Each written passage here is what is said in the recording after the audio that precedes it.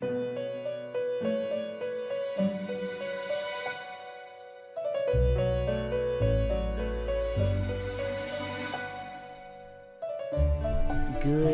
evening and welcome to Midwest Scum, ladies and gentlemen.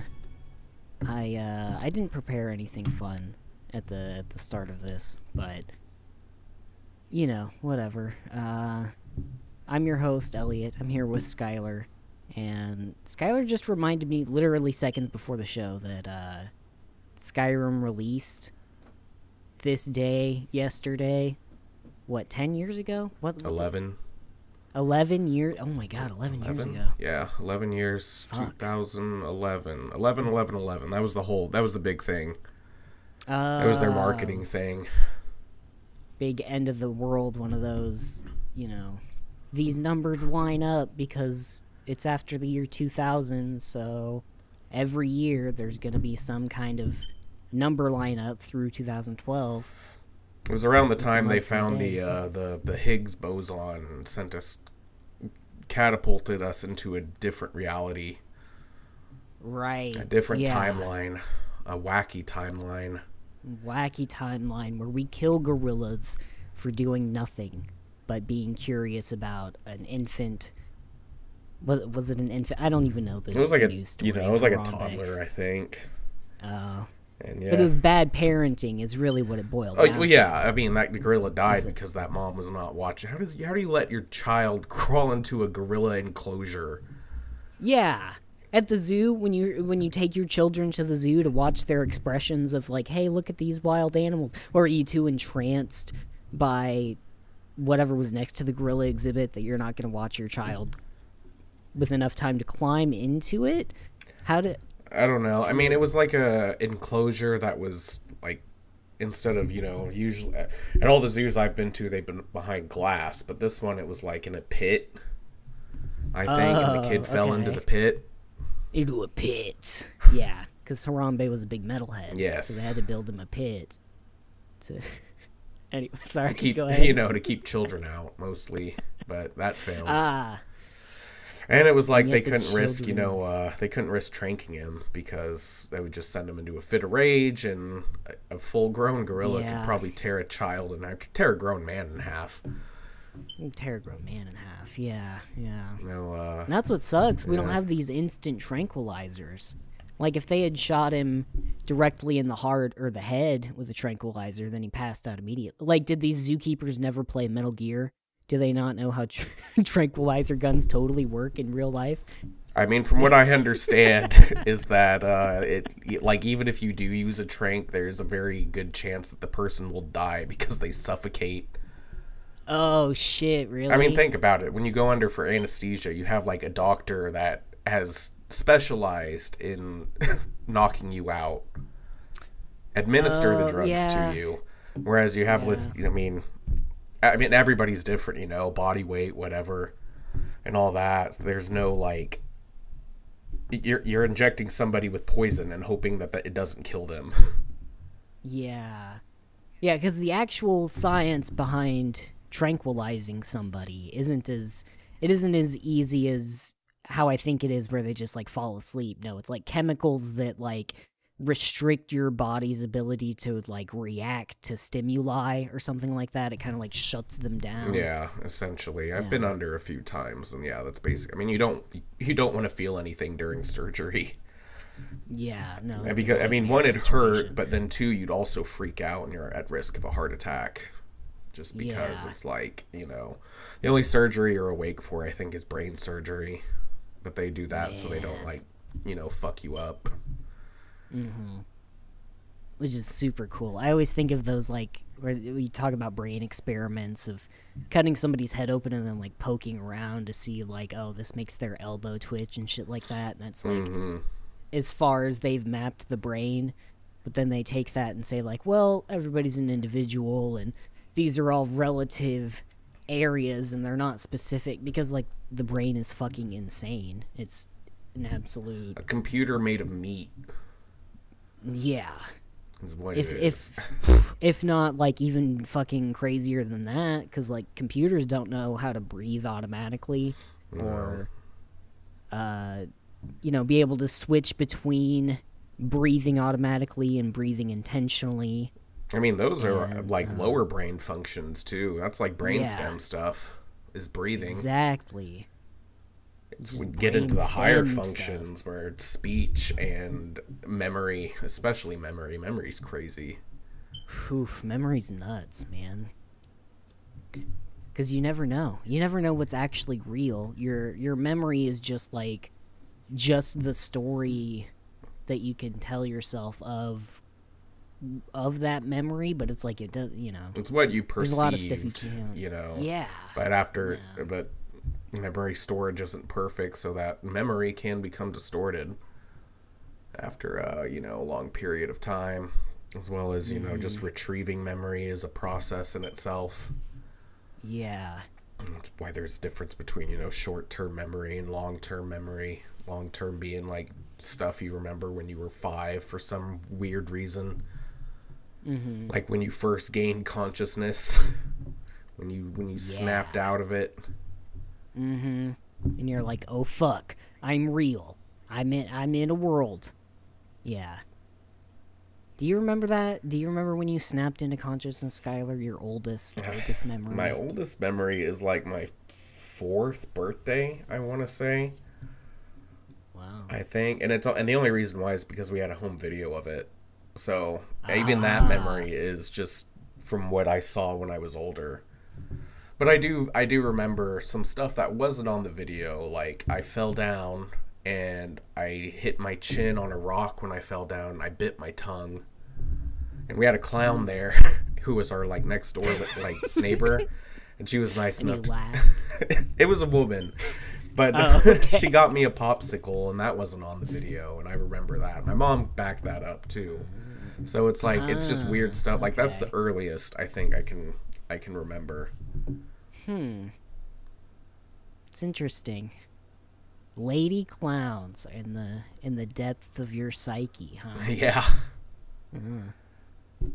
Whatever that means. I want to see you plugged into one of those machines that doesn't exist now, but eventually will exist, where you can plug your brain into a machine and it'll pull out your memories and display them on a TV screen. That's what I like to think we'll get to one day with science, but gosh, that'd be terrible for some people. I think it'd be terrible for a lot of people. Yeah. And also not even mentioning the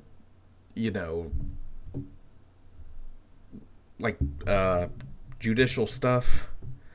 Like imagine getting interrogated and you tell them one series of events and they're like, well, let's see if that's true.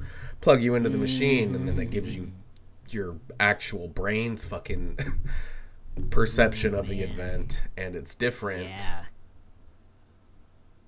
And it's you stabbing your boss 1,000 times and not your strange coworker with the weird eye.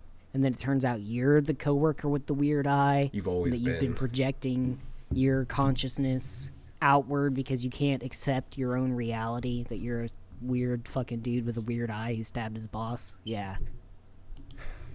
That's the kind of that's very specific. The kind of future I want. It's very specific.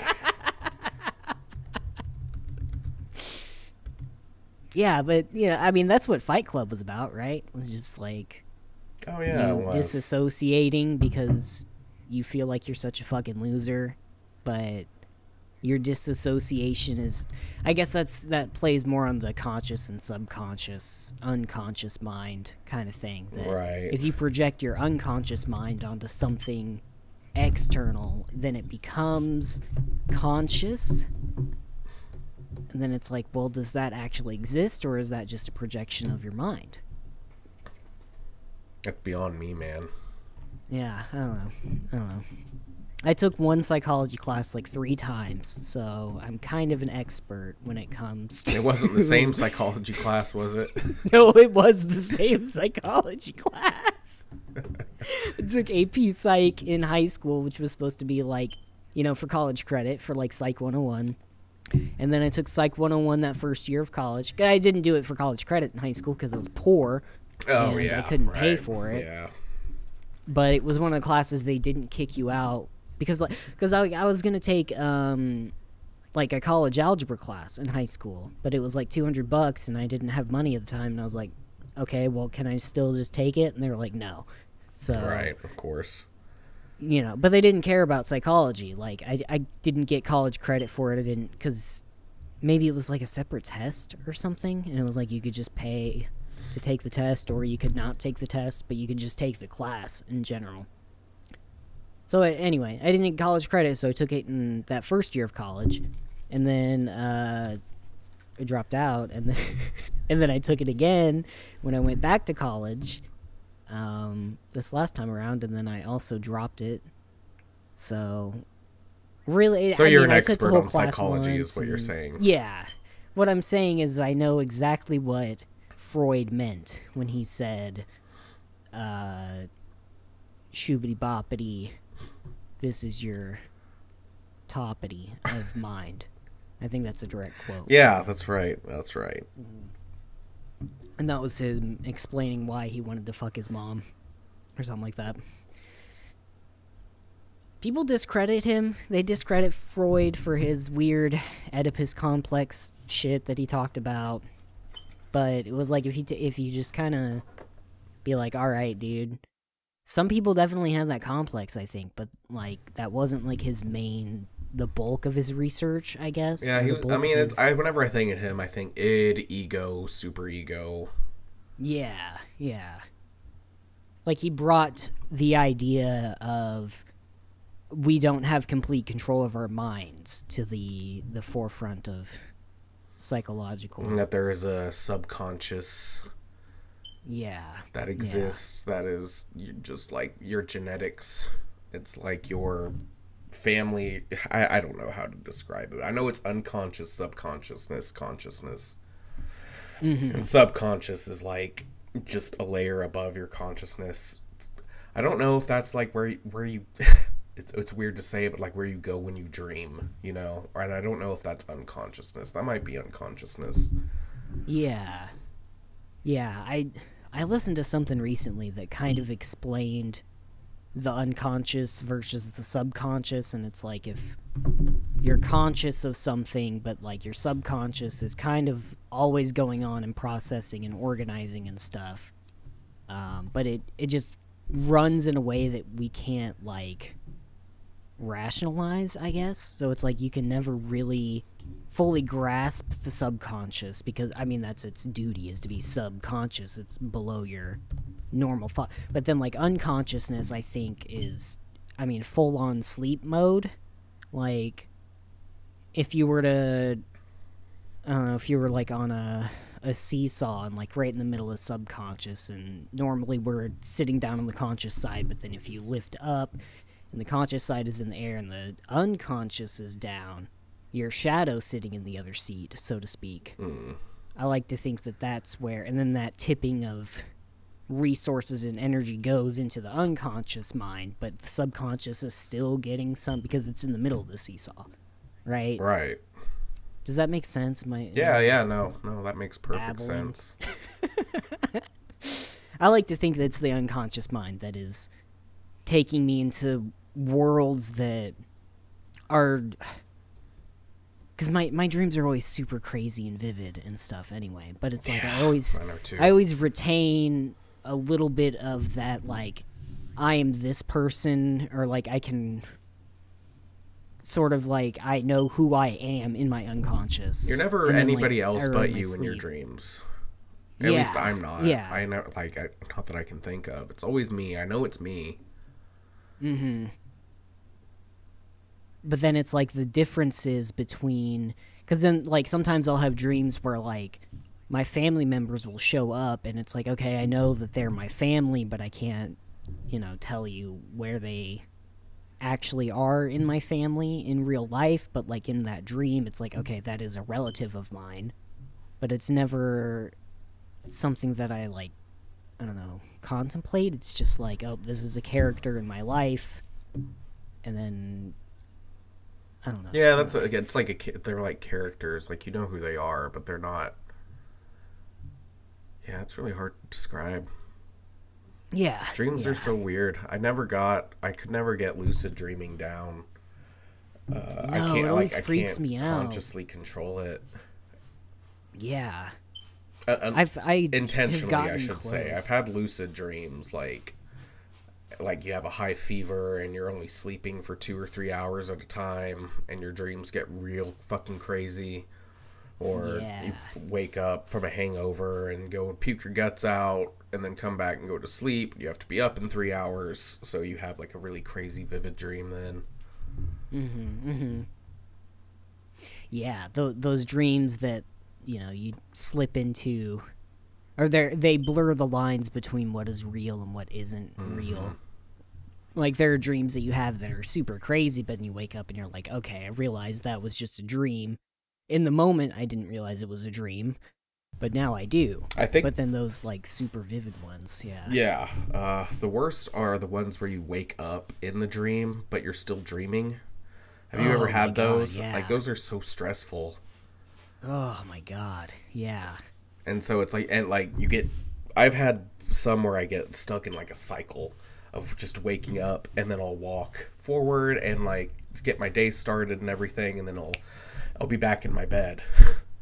And I'll do the same thing. I'll get up and I'll walk a few steps and be like, this isn't right. I'm still in my bed. Then I'm back in my bed again. And it's just like, then I become aware that I'm just stuck in my bed. And I keep trying to get up. And then on a few occasions that's led to sleep paralysis. I've only seen the Shadow Men once. Oh my god, okay. And I was gonna ask, because I've never fully gotten into lucid dreaming. Like, when I physically try, and then that, like, fear pops up in the back of my head of, like, fuck, you're gonna see some kind of demon, some kind of fucking shadow dude, are you prepared for that? And I'm like, no, and then I turn over on my side and push it away, like I normally go to sleep. Right. And I sleep on my stomach, actually so, fucking... like, the usual ways of getting into a lucid dream, is to lie flat on your back and just don't move, don't itch or anything, just let your mind... I mean, it's kind of the same as meditation when you think about it. It's just let your mind... And not wander. You can't let your mind wander. That's the other thing. But you can't consciously, like, not let it wander. It's weird. It's very difficult. And I haven't been able to do it, like, just because I want to. I always end up getting shocked out of it. Or I get that, like, exploding head syndrome. Have you heard of that? Ooh, what? No? Exploding head syndrome. Exploding head syndrome. It only happens to me, like, when I'm sick. Really, and it'll be like I'm starting to fall asleep, and then I'll hear a loud bang, like a gunshot, and it startles me awake, but it's all in my head. It's not, it's just, like you conjure the sound that freaks you out and wakes you up. Yes, in your own mind. Basically, what the fuck? That's crazy. It's a really weird feeling, and it like just shocks me out of sleep. I'll be almost asleep, like on the cusp maybe of consciousness. And then you just hear a loud bang, and it fucking wakes me up every time. That's wild. Wow. No. I've never had that issue. Huh. Right.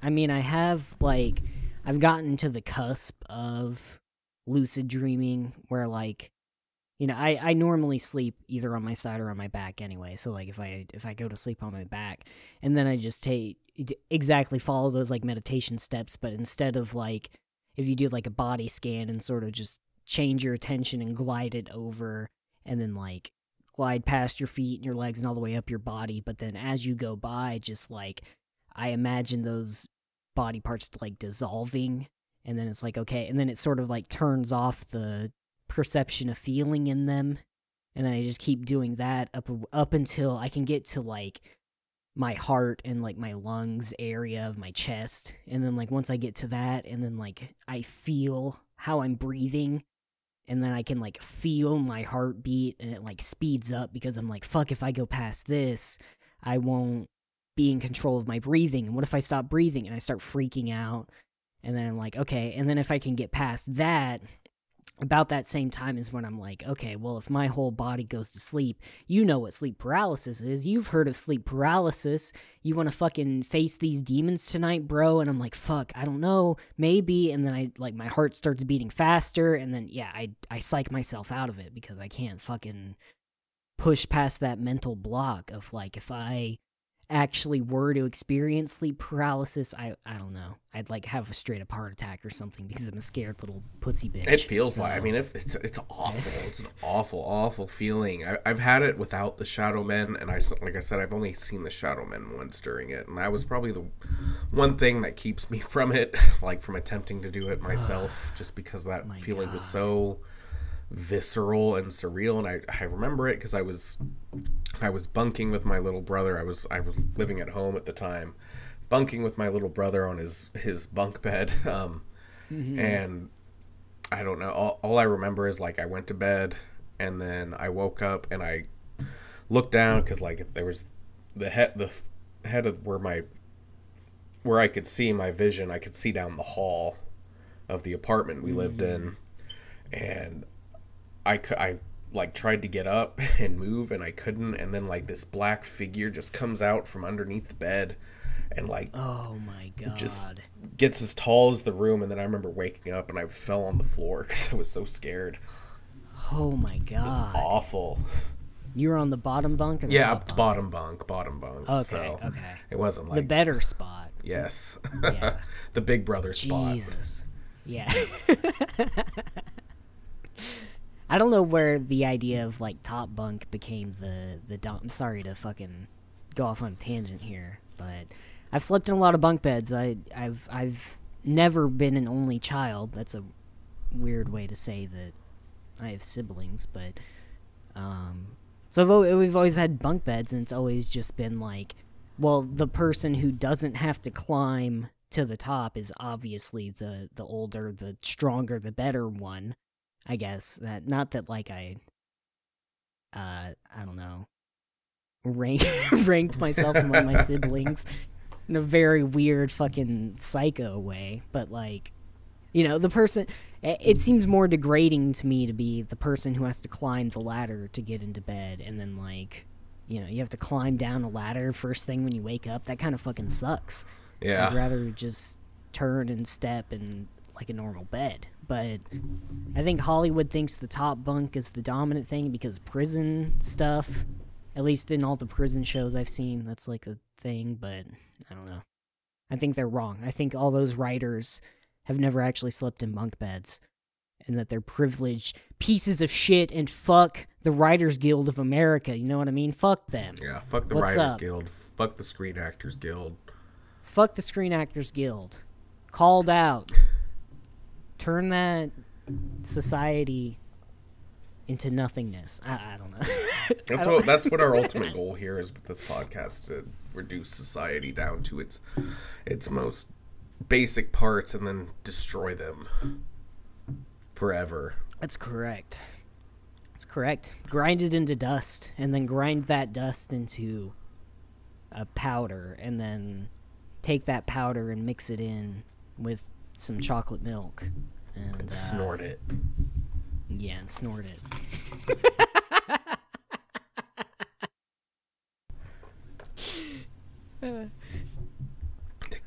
Sorry to go off on a thing, but Jesus Christ, dude. That experience of, I mean, just seeing a fucking figure rise made out of complete darkness in your room, like, I don't know, dude. I couldn't. Yeah, just faceless and nothing. It was just a shadow.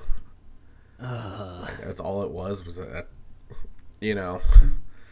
I don't know how else to describe it. You have to, like, experience it to really know. And it's so weird that it's something that everybody that has experienced it, it's kind of the same. Yeah. You know, it's like they all, like, the concept of shadow people coming to you in your sleep. Yeah. All cultures, all races, everything. I'm sure everybody has it's you know, it's kind of like near-death experiences. Mm-hmm. They all kind of have a similarity to them. We talked about, you know, the white light thing. The white lie. The white lie. Yeah. Yeah. Ugh. Metallica tried to warn us, dude, all those years ago. And they wrote, that one song in the S&M album that I can't think of the title of now. Yeah, me either. But fun fact about Metallica, James Hetfield, he has like a 98% vocal accuracy every time he sings live. What? Like, really? Yeah, this is like a study that's been done on him.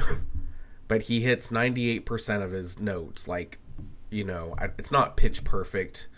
I know pitch perfect's something different, but like it sounds exactly like the studio album. Plus he's playing rhythm guitar too at the same time. That makes it even more impressive. Yeah. I mean, that's already like wow, I didn't know that. That's really impressive. Mm-hmm. I mean, when I saw him live the one time, when I saw the band live the one time, it was really good. It was like, I mean, you could tell that at least he was singing live. It wasn't like he didn't put on like a vocal track and do a bunch of dancing and shit, but like he was actually fucking singing or screaming, yelling the song or whatever while playing guitar. Fucking nuts, dude. Mm-hmm. That's really very impressive. I think despite what you think about their music, I think that's impressive, and at least they've been like consistently doing shit since the 80s. Yeah, they have. They're one of the forefathers of thrash metal, bro. Mm-hmm. Fucking great. Can't deny that. I always wonder what they would have been like if Dave Mustaine hadn't been kicked out. Yeah, if they would have done a bunch of stuff that Megadeth did. Yeah. I never really followed Megadeth. I mean, Dave Mustaine, he talks a lot of shit on them. I've seen a few interviews, and he just talks shit on all of them. I don't think he says anything bad about Lars, but what the one guy not who Lars, shit on by meant, everybody else? No, bassist Cliff Burton. So him, I don't know. I haven't seen any, but yeah, he's got a lot of stories. I'm sure, like, it's the rockstar world. Everybody has their own fucking story, how they saw things. I mean, I watched that fucking, what was it? Motley Crue. I watched their movie, and it was just pretty much them just, like, jerking each other off. With how cool they were back in the fucking their heyday. It like barely went into their bassist heroin thing. It like had a big thing for that, but it, like the serious like all of the other shit like they didn't have. It's insane. It's just, and that's why I don't really care for these rockstar biopics that are coming out. I heard Rocket Man was pretty good because it didn't take itself too seriously. It was like, yeah, this is like a rock opera or an opera kind of thing. It's gonna take some creative licenses.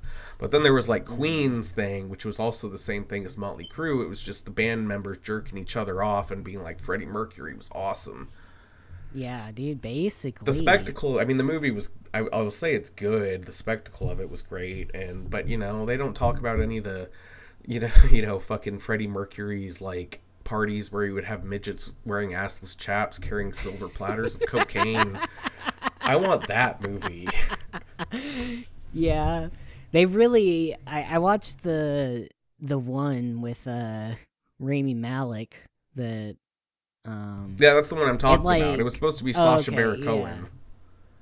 Oh, that was gonna play Freddie, but like the band was like, no, we don't want to get into any of that other stuff we did, because it doesn't, like, the other band members besides Freddie, they are like in the movie, they're portrayed, they don't they aren't living the rock star life that they obviously all did. Yeah, because they were probably at those parties with the cocaine. I don't doubt it.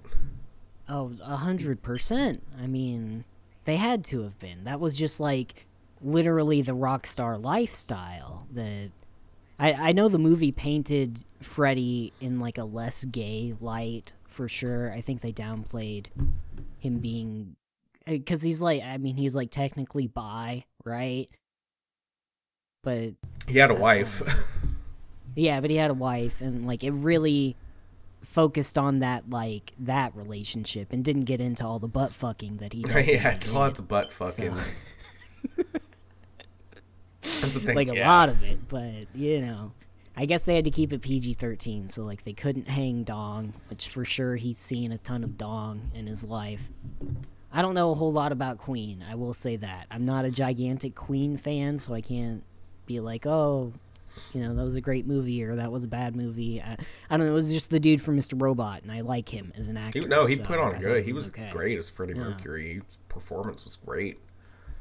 But it was just very much like all these rock star movies, they all do the same thing. It's like they have to have a scene dedicated to when they came up with their biggest song. You know, they're all in the studio and they're all like super pissed at each other, and the guitarist starts playing the intro, and they all come together as a band. They're like, oh, this song is a fucking hit. We just wrote Stairway to Heaven or whatever. And it's just all about sucking each other off. Like, dude, it really is. Yeah. The Motley Crue movie was just like, hey, look at all these hot bitches that we fucked. Like, all these groupies we fucked. Like, that was the first half of the movie.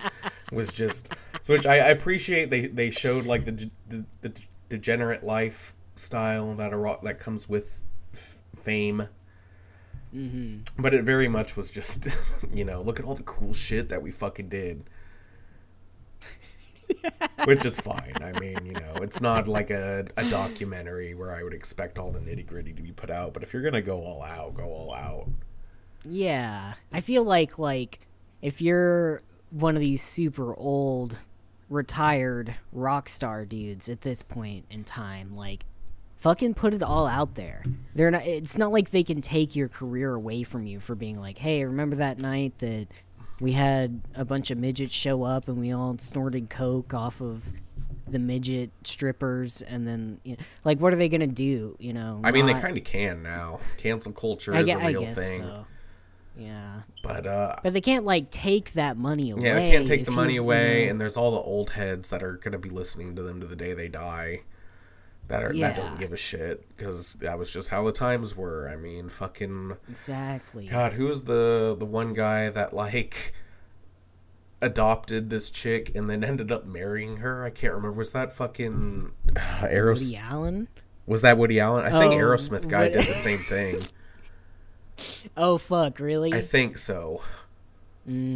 But yeah, Woody Allen did do that, didn't he? I think Woody Allen did too, and I think Morgan Freeman had a thing with his stepdaughter, or adopted daughter. I hope, adopted daughter, maybe. I guess that would be a This is all allegedly, ladies and gentlemen. I'm not putting. Not putting these guys on blast. We are putting the Screen Actors Guild and the Writers Guild of America, I think, is the other one. Yeah, we're putting them on blast. That's what we're doing here. Fuck them. Yeah, exactly. What are they gonna do? Cancel our podcast? Get us to? It's not the Podcasting Guild lose of our America. writing jobs. Podcasting Guild. The PGA. PGA. I think that one's already taken. Yeah, that's golfing. Dude, I want to be a golfer.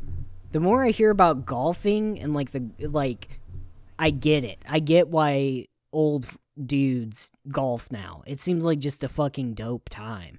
Instead of going out and getting, hammered drunk with your buddies and doing a bunch of young man shit, you just go out and head out onto a perfectly manicured lawn that you hang out on as a middle-aged man, and you're like, wow, this grass is nice. And then and you also get hammered. We can also what? You also get hammered while you're playing golf. Yeah, you also get hammered and smoke fat cigars, but you're outside with 2 or 3 of your closest dude friends who also are successful businessmen who started podcasts and stuff, and you go out and have a nice friendly competition of I can hit this ball 10,000 yards to the fucking hole, and I think that's how golf. Yeah, ball goes in hole, and you want it to go in the hole as quick as possible. Yeah, that's the basics. I'm starting to understand how appealing that is. That seems awesome. You just hang out and fucking get blasted, but still be able to legally drive golf carts. Yeah, right. Get up at 6 a.m., get there by 7. By then, you're already pretty drunk.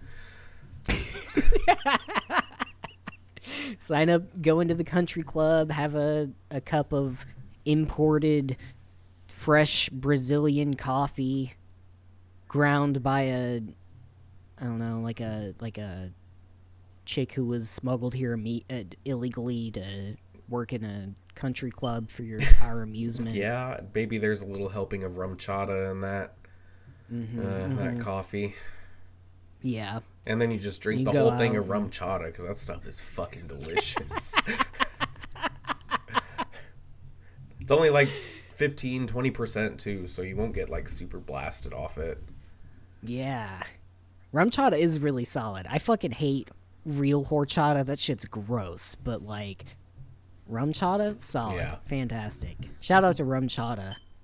Sponsor us, yo. Where I'll fucking drink your shit every episode. Oh yeah, bottle. We could have like a birthday cake flavored rum chata as the scumbag special.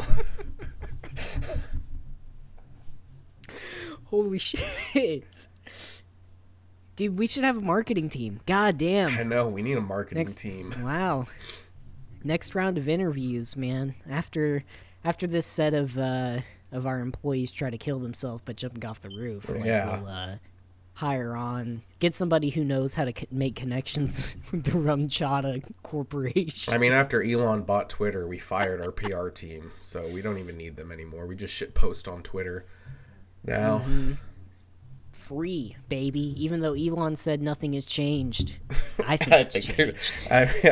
I mean, I saw there was a tweet by somebody impersonating George Bush, and it said, "I miss killing Iraqis. I really miss killing Iraqis." And I think there was like a follow-up tweet by Tony Blair that said, "Me too."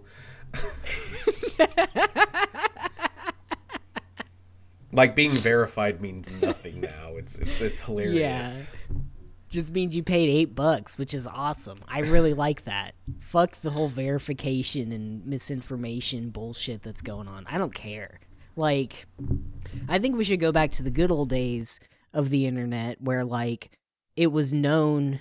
I mean, I wasn't, like, an early adopter or anything. But, like, ever since I started using the internet, it was always like, okay, well, you read that on the internet. You can't be sure that that's true. Like, oh, yeah, you're right. It's just on the internet. Can we go back to those days instead of having to be like, yeah, we need a bastion of information. Oh, no. How are these people going to know? Like, fucking go back to that. That's a good point. Yeah, I mean, because it's like if people put so much faith into what these people, what people with the blue check mark, what they say, they take it as face value. But I guess I see what you're saying in that you shouldn't, it's what we've been taught, like, since we were young, is like, if you read something online, you shouldn't take it, do your own research. Yeah. Because nowadays people say, like, sorry. No, you're okay. I mean, I was just going to say, because when you have these echo chambers where everybody's spouting the same thing over and over again, you get situations where, like, people aren't going to take their kids to the hospital because they think doctors are evil. So instead they'll be like, hey, my kid has an ear infection. Oh, we'll just use some of this juniper oil and put it in there. And, the kid eventually dies because the infection goes to their brain. Mm-hmm. It's misinformation. They now have juniper poisoning. But you read online from somebody that's like, yeah, no, use this juniper oil and, wave a little magic wand over him for 5 minutes 3 times a day. And little Billy, he's going to be fine. He's going to be right as rain. That fucking ear infection isn't going to, go into his bloodstream and kill him. Yeah. But then it does. Yeah. It's like it's gone the opposite way. It's like everybody wants to believe everything they read online. And it's like, what the fuck? Why, ever since the first time I ever used Wikipedia was like, oh yeah, Wikipedia can be fucking edited by anybody, so, like, you can't really... That was the whole reason for, like, we couldn't use Wikipedia as a source and, like, as writing papers for school or whatever. Because they were like, anybody can fucking write anything. Yeah. It's like, okay, just take that attitude and expand it to everything you read online. Like, maybe it's right, maybe it's wrong, but, you can't really confirm it until you confirm it. Yeah, here's a good example. One of the first websites I like in my memory when I was really young. It was like I think it was called Water Sucks or waterisevil.com, something like that. And it was just like a list of facts of what waterisevil.com. Yes. I can't remember. I wish I could remember the name of it because I've tried to find it on archive, but I can't. But it was just a list of all these facts of why water is bad for you. And I remember one of them was like terrorists drink water. Which is true. It's true. But that doesn't, it doesn't mean water is evil. And like fish shit in water. There was just like, stuff like that. Like you can't take stuff like that at face value. And that's what it's like with everything. That's my comparison, is that reading someone who may be, I don't know what an expert even is anymore online. It's so hard to say because right now I can go open up a Reddit thread and be like, oh hey, fucking marine biologist here, you can actually have sex with a dolphin, there's no laws against it. And who's gonna check who's gonna check and make sure I'm a real marine biologist? I'm not gonna post. I mean, I might be. That might be actual really good information. Yeah. I mean, not that specifically, but that is a perfect example of good information that gets buried because people.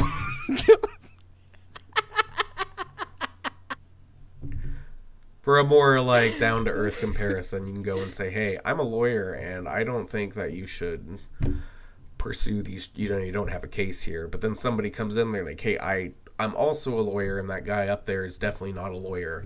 Who are you gonna believe? Yeah is that classic two heads of the door in the labyrinth. It's like one of us always lies and one of us always tells the truth. Like, how do you decipher that shit? They're both lying. Yeah, exactly. And then what door do you go down? Do you go down the door that's full of weird hands that gropes your teenage body? Or do you go to the other door that's never explored, but is probably also a shaft into gropey hands? That's my guess, is that the labyrinth was just built around being groped. Someone's rape fantasy? Yeah. And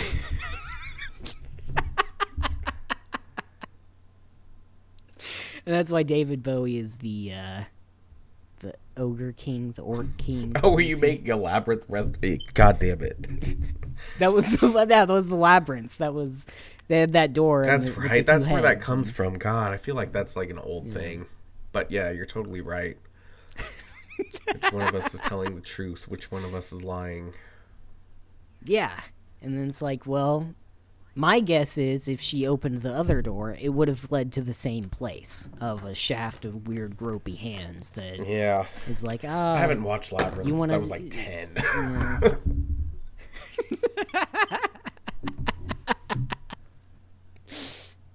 I was in love with Jennifer Connelly for a while, so I watched The Labyrinth a handful of times. But I never watched Rec Room for a Dream, and I heard that there's a awful scene where she goes to ass with somebody, and there's a weird old dude in the audience that yells ass to ass, and like I haven't that seen movie's Rec Room about for a Dream either. Yeah, I watched I think I watched the first like 10-15 minutes of it, and it was just it was so fucking weird right off the bat. And then it had this really weird scene with like an old lady watching like The Price is Right or some equivalent of it in that universe, and she was like going crazy. And then like Jared Leto is hanging out with one of the Wayans brothers, and then I think it has to do with heroin or something. I never got into the whole heroin shit. That's probably a good thing. It's probably a good thing. Yeah. I always say if I ever got introduced to heroin, I'd probably be dead right now. I mean, dead or like completely ruined my life. Yeah, like it's fucked up. I mean, like I guess I've seen Trainspotting. That was kind of about heroin, I think. Yeah, that was about heroin. Yeah, that was about heroin. So yeah, I don't want to live a Trainspotting life. That scared the right out of my system. And stuff. That scene was super fucked up, though. That scene sticks out. I know it's supposed to. It's the one that seen everybody with the dead baby. Man, that was so fucked up. Whew. I remember him like diving into the toilet scene. I thought that was fucking hilarious when I was a child. Oh yeah, just throw it up. he's like swimming through the toilet to. I think he's like. Dropped some pills or he lost some teeth or something. I honestly I don't remember. It's been a long time since I've watched that one too. Yeah. I never really dug that aesthetic, the heroin lifestyle. Yeah. Me either. It isn't as fun as like the cocaine lifestyle or the marijuana lifestyle or the pills. The pills, black tar, X lifestyle. Yeah, taking a bunch of amphetamines. Yeah, like raving and shit. Oh yeah, yeah, that shit's awesome. Like if I could walk around with crazy neon colored clothes and weird like tubes in my hair and like that'd be awesome. That'd be fun. That's that rave lifestyle. But like, haven't been exposed to it. It's because we live in the Midwest. There's really nothing, there's nothing here. I mean, Colorado, they decriminalized, I don't know if it's hallucinogens in general or just magic mushrooms, but I know they decriminalized something, so wow. That's a good, that's good for the drug economy. Awesome. Yeah. Dude, I always, when I was younger, one of the things that scared me, the reason I was, like, terrified of psilocybin was one of I want to say it was probably the tail end of the D.A.R.E program. I was in elementary school. But somebody in that program told me that, like, psilocybin, if you eat it, it makes your brain go into a fever, and it's, like, literally poison, and that's why you're hallucinating, is because you're, like, super poisoned. And I was like, what the fuck? So that's why it freaked me out. I always thought it was just straight up poison, but like that's not how it works at all. So effective marketing strategy though. I mean, yeah, that D.A.R.E program, that I mean it really didn't work. It did not work at all. I remember I was so mad because we had like an essay contest. We had to write a 2-page essay. And if we won, then we got to like go up and read our essay next to the sheriff. Oh, and I was so mad because fun. my essay wasn't even like in the top 3. And I was so mad about that. And that actually led me to spiral down into drug use. Which was like 3rd grade. If you don't like my essay about not doing drugs, then I'm gonna do drugs. I'm gonna do all of marijuana. Fuck you.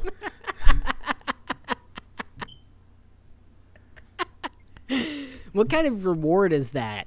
Like, you write a super good anti-drug essay, and, like, your reward is that you read it in front of a crowd by a police officer. With the sheriff of the small town that you live in. Like, you just label yourself a narc for the rest of your life, unintentionally. You don't even know.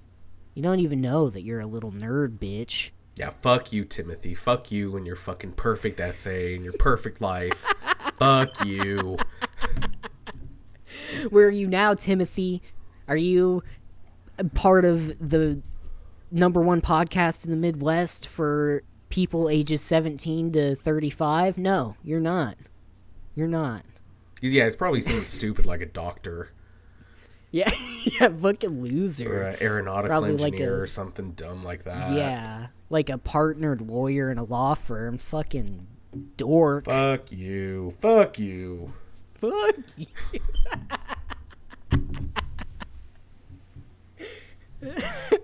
Probably has like a stable nuclear family and like a 401k that he's putting money into. Fucking loser.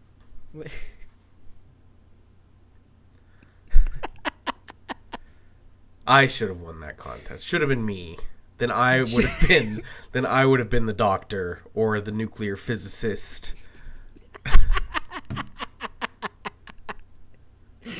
That's where it all went down. It's all where it all went down. I blame the D.A.R.E program for all my problems. Yep. Thanks a lot, D.A.R.E lion. You fucking... I don't even remember what the acronym means. What does it mean? Drugs are really exceptional. Yeah, that's all I just thought drugs are really excellent. That's all I don't even know what the original. Yeah, I don't know. I have no idea. I don't know. I don't fucking know. It's got to be like drugs have to be the first one. But then like R-E, I can only think of like good things, like really, or like radically, and then like E words. Everything that starts with the letter E is awesome. Yeah. As I've explained before. Electricity. Egregious. Egregious. This is egregious. These drugs are egregious. Drugs are really egregious.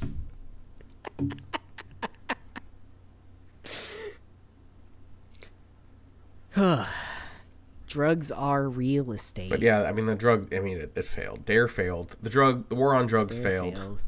Yeah. Just give it up, you guys. Prop 3 passed in Missouri, so what's up? Yeah.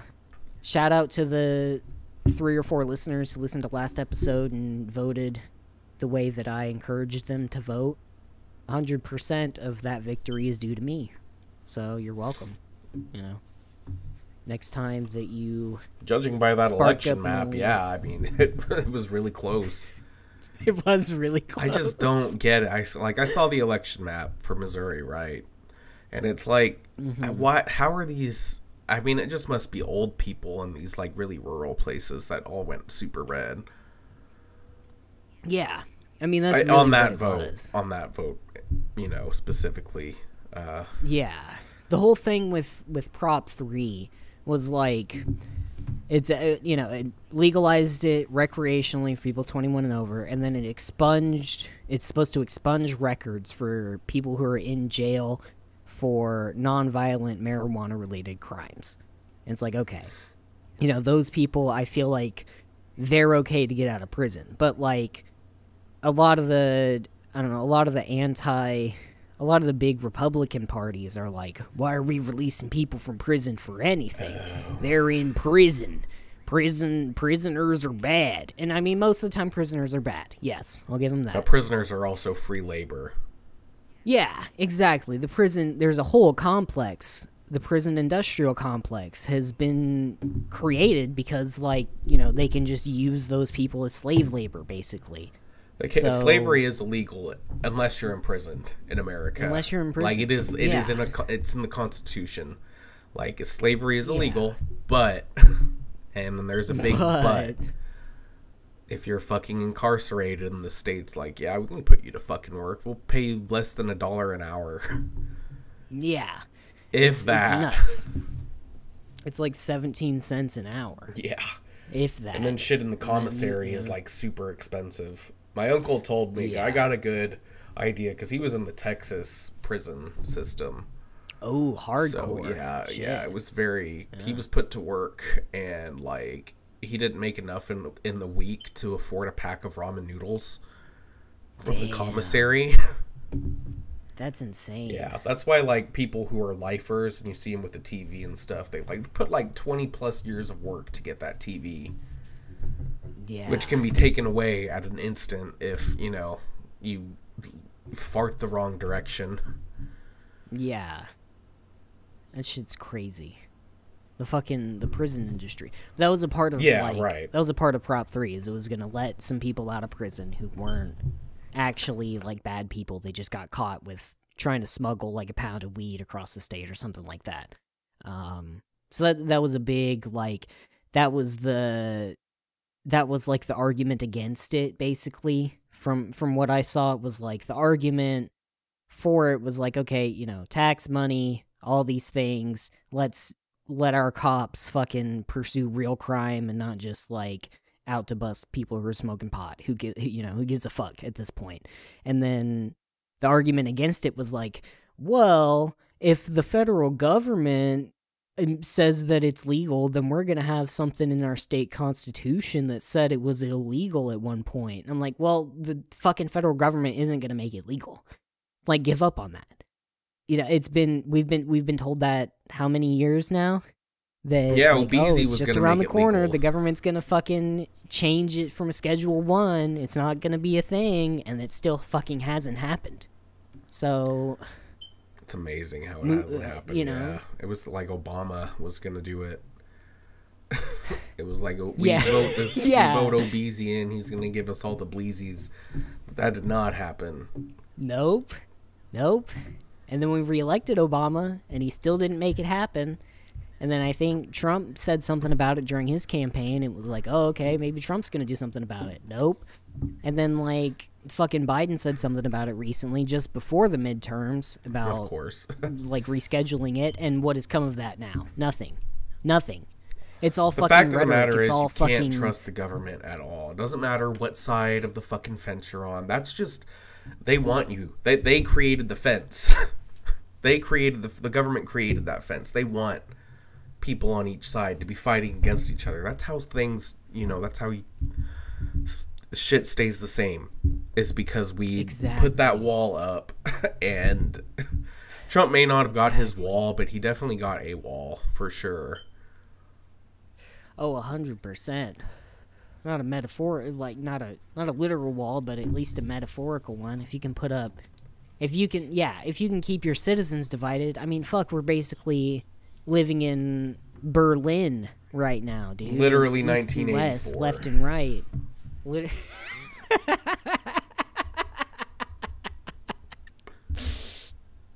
Yeah. So... sorry to went go from off on D.A.R.E. a to the fucking- government and how the government's bad because they won't legalize drugs. If they just legalize drugs, then I would be okay with being stuck in this fucking system. Dude, I don't want it to be Brave New or not. I don't want it to be 1984. I want it to be Brave New World. Give me the drugs, and I'll be complacent. Is Brave New World like that? That it's another dystopian world? It is. It's just a little bit different. It's like the opposite. Instead of 1984 is like a totalitarian nightmare dystopia. You know, they got the Ministry of Truth and the wrong think and all that. Brave New World is the opposite, and where it gives its citizens so much stuff that they can do, and it keeps them preoccupied from all the bad shit that's going on. You know, and that is like one of the big things against drug legalization. I guess I can kind of see, because if you medicate the masses aren't going to want to do anything. Yeah. So there is that side to the argument against drugs, I guess. But I mean, it's just failed. It's done its job of incarcerating a ton of people and providing a bunch of free labor in every state. As well as, you know, Mexico and its whole stuff. Oof. Yup. It was the gateway into the fucking cartels. It was the gateway drug for them, because it was like, oh, look, we can establish routes for marijuana. Well, what else if we're already smuggling shit across the border? I mean, it's helped, you know. I think back to high school, and I was smoking fucking shitty Mexican brickweed all the time. And then just like 10 plus years after that, now it's like I have options, even on like the illegal market, allegedly.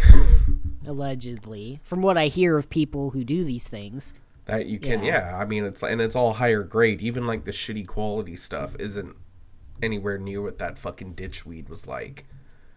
Yeah. Oh my god. I almost miss it from like a nostalgia point of view, you know? Yeah, like allegedly you would go and buy a quarter of it, a quarter ounce, and it would just be like a quarter of, it would be like literally shaped like a rectangular corner. Yeah. Yeah, it would just be literally like a chunk off of a brick that you could imagine, you know. And you allegedly you always knew how good it was by how green it was. Like if it was really dark, it was usually going to be shitty. Yeah, if it was real brown and it still did the trick from what I understand. From what I hear of, yeah. But nowadays, even in illegal states, you have access to just tons of stuff. You can get that shit sent to you through the mail if you're willing to take the risk. You don't even have to do the darknet thing. Yeah, for real. Even with like mushrooms, I found a website that will send you chocolate infused with psilocybin, and it's like, shit, for real? Yeah, it comes from Canada. That's awesome. And like, I mean, who's gonna know? It's not gonna smell like anything. You have the fucking the feds run your drugs for you. It's so much safer. It really is. Play the DEA on both sides. Contribute to their, I don't know, DEA ball. I'm sure they have one of those. I mean, they should be going after fucking, the big ones. Meth, fentanyl, heroin. I don't know how, but meth and fentanyl for sure, at least in small town America. For sure, those, dude. Those are, like, legitimately bad. They're just objectively bad. Subjectively, pretty fun. I mean, yeah, probably great if you take it in the recommended dose and you don't get, like, some blow laced with fent and you die after a line. Ugh, my God. If I were a man to do drugs, that would be something that would put me off from doing cocaine in these days.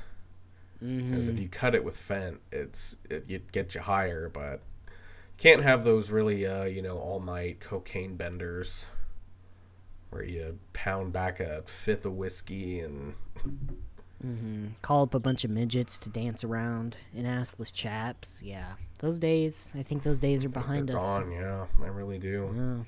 Yeah. Sad. That was the American dream.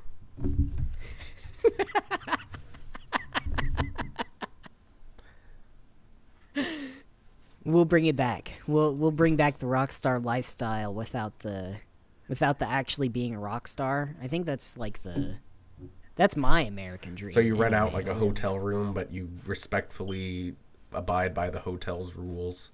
Yeah, you don't trash it. You leave the towels where they are after you use them from taking a shower. You don't steal all the extra toilet paper. You make the bed. You're not supposed to make the bed, but you make the bed. Like, yeah, you call over your whores the night before, but then, like, you make the bed afterwards and give them, you give them your continental breakfast, but then you don't eat the continental breakfast because, like, out of respect, like, the whores ate your breakfast. You don't want to bleed the motel dry from having too many people eating continental breakfast. We're at a motel now.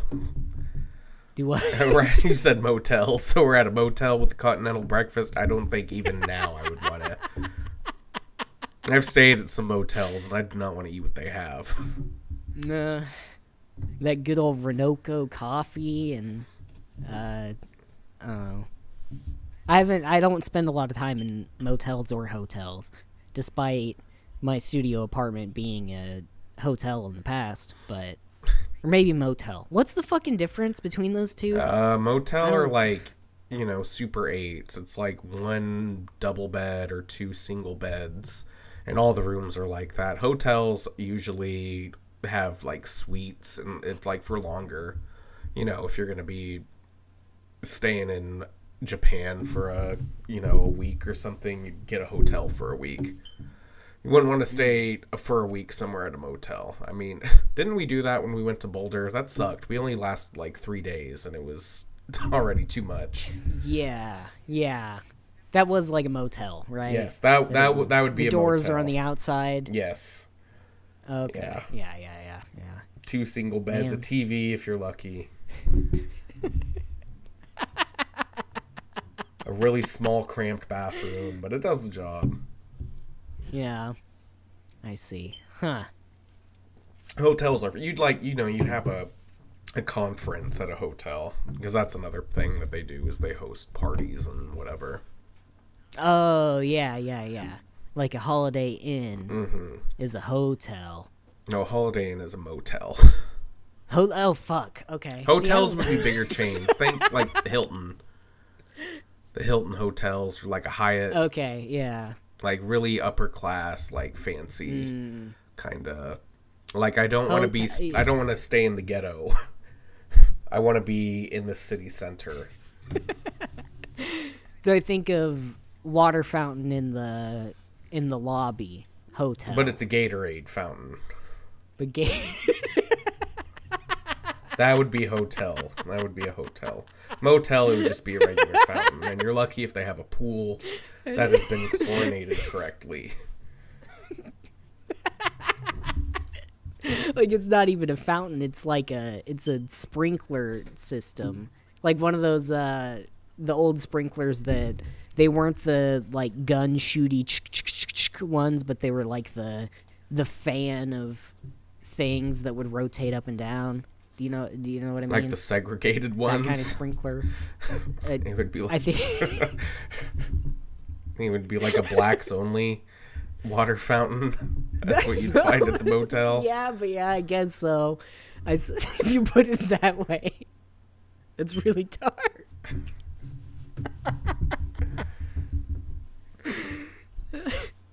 And then, the hotel would have the Gatorade. That's a fountain. motel. Yeah. Okay. Yeah. Okay. My hotel has Gatorade fountains. Motel has segregated fountains.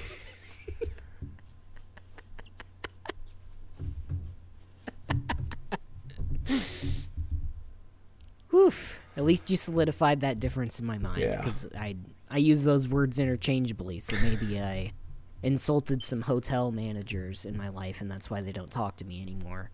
By calling their business a motel. And they're like, are you fucking kidding me? Did you not see the Gatorade fountain?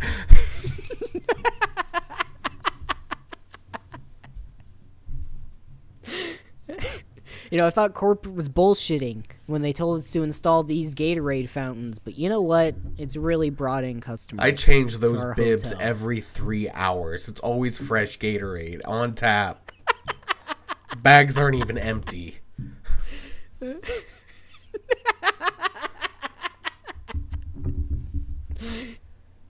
You probably didn't even realize we switch from fruit punch to lemon lime on Saturdays. You fucking piece of shit. How dare you? Never come to my hotel again. Never come to my hotel again. But yes, motels generally don't have continental breakfasts. Okay. Hotels will. I see. And they're all usually shit. Yeah. Fun. I just want like a fucking waffle maker, dude. Those are awesome. That's the main attraction for me when I stay in a hotel or motel, is if they have a waffle maker.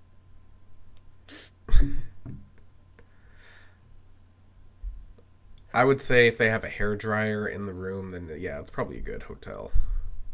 Like in the bathroom. Nice. I stayed at one once that had like a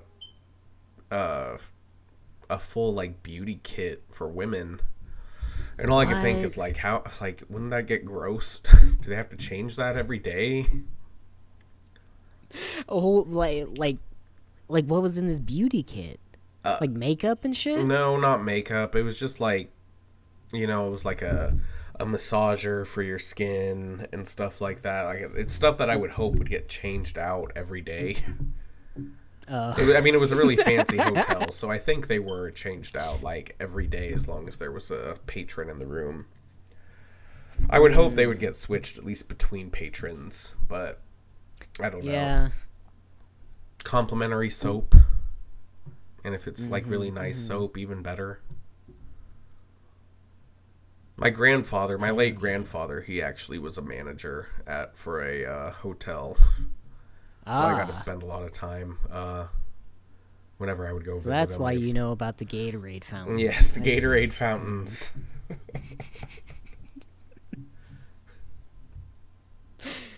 Insider information.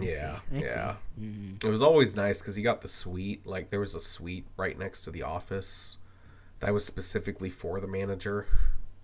But it was like a wholly comped suite. It had like a hot tub, fucking bathtub, and 2 bedrooms. Oh my God. It rocked. It was super cool. Plus, it had like the satellite package. Because only a few rooms had the like full satellite package. So you got Boomerang on there. What? Yeah. God damn, dude. That's awesome. They just give you a complimentary, like, fuck pad that you can Pretty just much, hang out in with the yeah. hot tub and watch Boomerang. That's fucking sick. I mean, the downside is that you're on call 24/7. Yeah. Like, that's not something I realized as a child, but, like, later on I can see why that would kind of suck. Like, you're basically living at where you work. Yeah. Yeah, that does suck. Shit.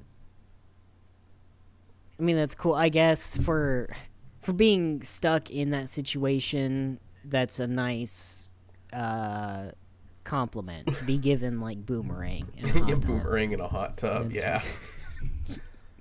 That's all I want from a job. I don't give a fuck about health insurance or a 401k or a 501b or a 305 suck my dick. I don't give a fuck. Just give me, like, Boomerang and just unlimited access to I want to watch Scooby-Doo. I want to watch the original 70s Scooby-Doo. I want to watch that on repeat all day. And the Flintstones. Yeah. Fuck yeah. Maybe catch the Jetsons every now and then. Maybe see some, maybe an old Pink Panther short. Maybe, I don't know. He-Man? That's, like, where I watched most of He-Man. Nice. He-Man was cool, I think. I never watched it, but I'm sure it was pretty sweet. If I had looked up to He-Man as a child, I'd probably be stronger and buffer than I am right now, but I'm a little beta bitch, because I looked up to heroes like, I don't know, Snake Eyes from G.I. Joe. I mean, he was pretty cool. He's a cool dude, but I didn't want to get buff. I just wanted to be like a strong silent type. But then as you get older, you realize being a strong silent type means you're just a fucking weirdo.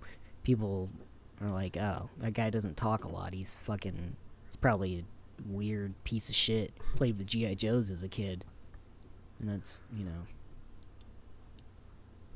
whatever. I've come to accept it, so. I looked up to Clifford, the big red dog. He was a true. He was a real one.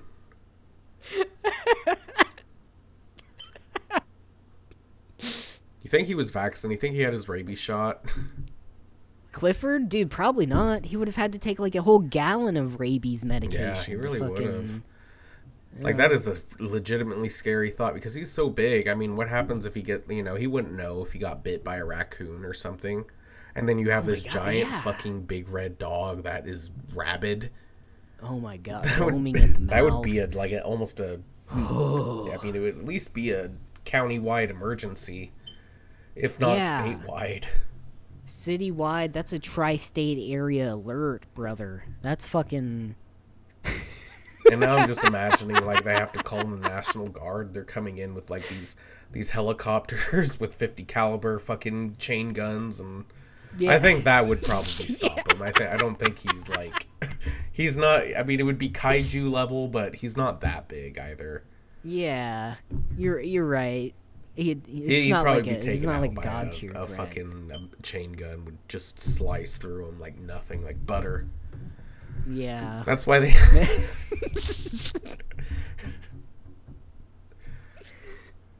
But of course, the owners, they don't believe in vaccinations. They probably didn't get their COVID shot either. Dude, probably not. And their kid probably doesn't have any shots, so they end up with polio or something. God, what kind of situation would that be? You have a kid with polio that you have to drag around everywhere, and then you have, like, a fucking massive Titan puppy that... I mean, fuck, feeding... you know how much money it would cost to feed that dog, like, in kibble on a daily basis? They're feeding a beast. They're subservient to something that is much higher on the fucking evolutionary food chain than humans are. That's for sure. That fucking dog, oh my god. Yeah. That's why I say he needs his rabies shot, because it's not the bite. Like, it doesn't matter if he's rabid. If he bites you, it's going to go through you. Like, his canine is probably larger than your torso. Yeah. That's a mouthful of fucking long swords, bro. That's... Oof. Yeah, and then, like, yeah, he gets bitten by a rabid raccoon or something. That's like a mosquito bite to him. That's fucking nothing. Yeah, he wouldn't think about notice. it at all. Yeah. I know he has some, damn. like, level of sentience. That's... A little bit. He had like a narration of a human male voice in the cartoon version anyway. So I thought that maybe he was sentient, but a real life dog? I don't know. It's that same logic you can apply to Curious George, and that monkey at any time could snap and just tear off the yellow man's face. The yellow-hatted man, his face just fucking... He just fucking rips off his face one day, and it's like, oh, I wonder what's under human skin, and he rips his oh. Yeah, he just like look. I mean, he gets away with a lot of shit. He takes a lot of shit away from Curious George, but at any time he does that, like he just goes into like primal fury mode and just like fucking. I mean, come on. Have you seen those things' teeth? It's insane. I mean, there's that one story. I can't remember where it happened, but like this couple kept a chimp, and it was like mainly the dude that took care of the chimp, and then the dude died, and the wife like couldn't handle the chimp, so she started feeding it a bunch of Xanax, and then their neighbor came over one day, and the chimp was like tore off her face, like ate her face. What the fuck? Yes, it's fucking insane. Even though he was fucked up on Xanax, it was still, because like... he was fucked up on Xanax, and they were like trying to get him in the cage, and like he just snapped and like attacked this woman, and literally like I've seen the pictures of her after. She looks better now, but you can tell that she had some serious like reconstructive surgery because that chimp just tore her face off like. Oh my god. So don't keep chimps as pets, people. Like the man in the yellow hat was really playing with fire there, because those things will fuck you up. They will absolutely mangle you, and they do not care. They don't care if you've been like you're their best friend for years. They're just wild animals, you know. That's why I always cringe when I see like these dudes in Dubai that have fucking lions that they keep. Oh yeah. Like, I mean, you've owned cats, you know the temperament of a cat, and it doesn't really like they. I mean, I've seen firsthand the damage a real cat can do, but like, imagine that temperament and something that can kill you in just a second. Yeah.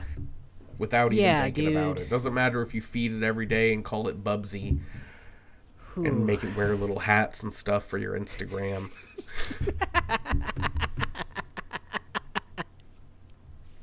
I mean, that was the thing with Siegfried and Roy, right? Like that they were gay with their lions, and that's right. Yeah, fucking they got theirs. They got theirs. Or killed one of them. Yeah, it killed one of them. Fuck.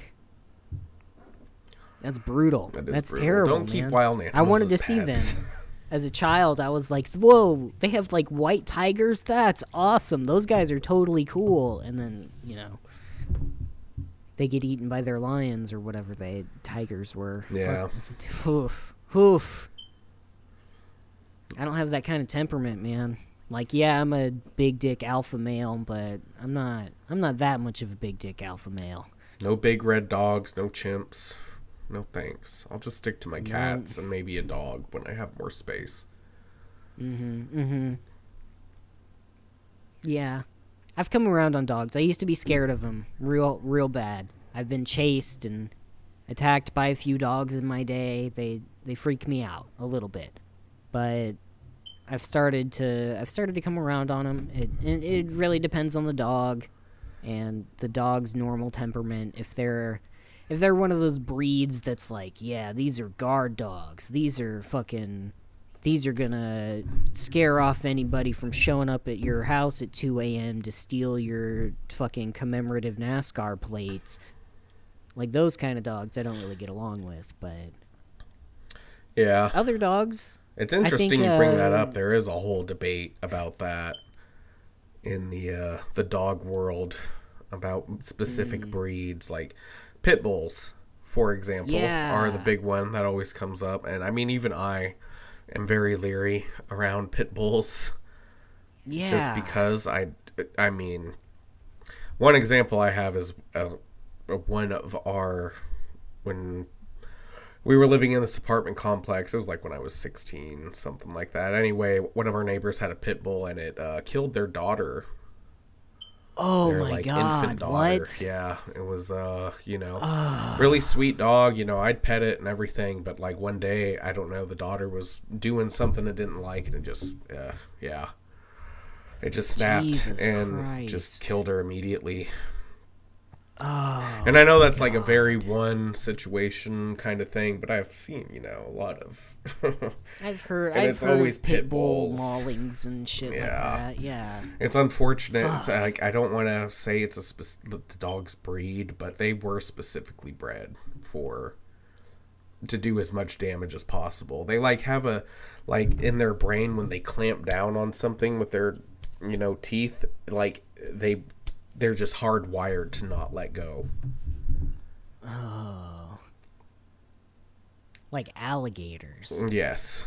They're Fucking just, evil. they're called pit bulls because they would make them fight in pits. They were pit fighting dogs. Oh. You got the pit. Yes. It started in England or Great Britain, the UK. And yeah, that's where Oi, governor. We threw these dogs in a this pit. dog just bit me dick off.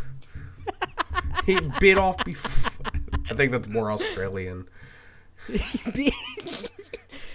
This dog done bit me bird off. Fucking bit me dick off, innit?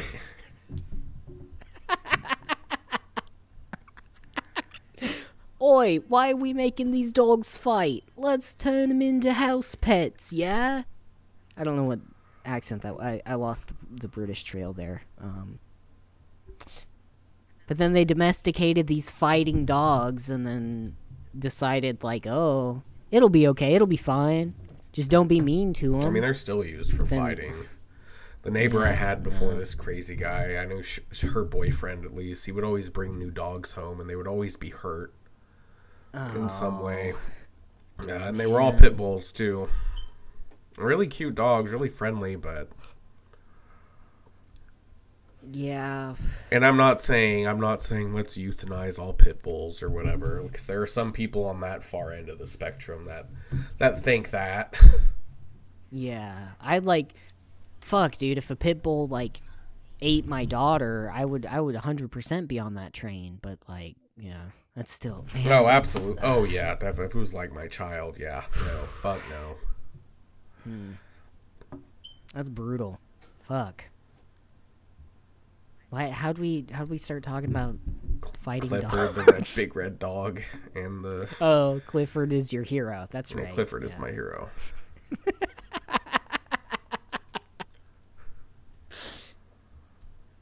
Woof. But I think we should end the episode there on a high note, because before it gets dour. Yeah. Fucking... Woof. Give the people a little taste. We're not going to give them a 2-hour special just yet. No, you just wait. We got something special planned for the 2-hour plus. The 24-hour live stream. The 24-hour. I mean, it'll happen. It'll happen one of these days. 100%. But not tonight. Yeah. Until then, fucking rate us 5 stars and tell your friends and family and, I don't know, do all that shit that you do for other YouTube people. But do it for us this time. Because we actually love you and we care about you. And we just want you to be happy in this world. And that's why we're making this podcast. And it's like you don't even appreciate the fact that we're doing this for you. And it's not me being narcissistic and wanting to hear my own voice at least once a week. It's because we love you and we appreciate you.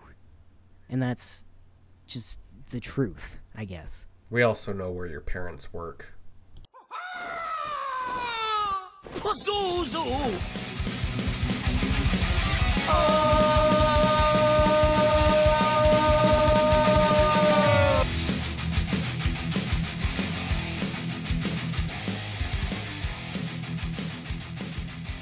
It don't matter. None of this matters.